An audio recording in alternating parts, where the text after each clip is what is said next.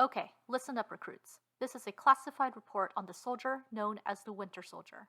We have cross examined thousands of pages of newly discovered Hydra reports and forensic military documents, and we have pieced together what we believe is the most comprehensive knowledge of the Winter Soldier's history, movements, and tactical assets.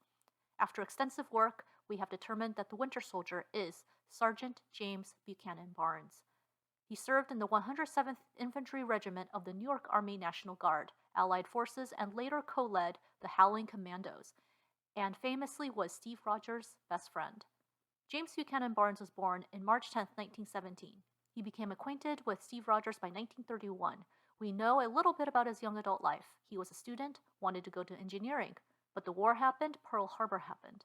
Fast forward to 1942, Barnes was drafted and reported to Camp McCoy for basic training. You should already know the next part of this story. If you don't, go visit the Captain America Museum at the Smithsonian. We are going to skip to 1945. James Buchanan Barnes was killed in action during a classified mission in Germany. His body was never recovered.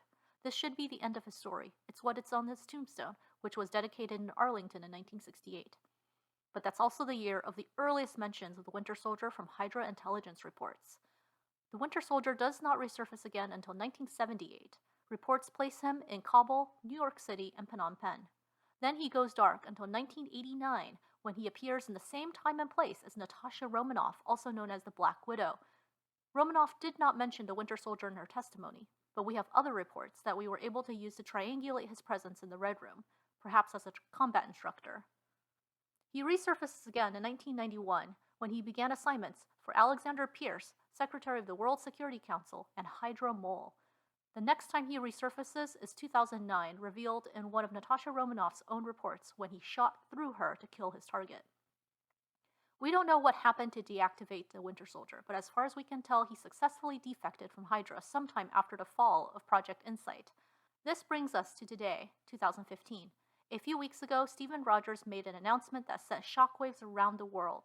He announced that his best friend, Bucky Barnes, not only survived World War II, but had also been an involuntary Hydra operative for the last 70 years, and he was trying to bring him home.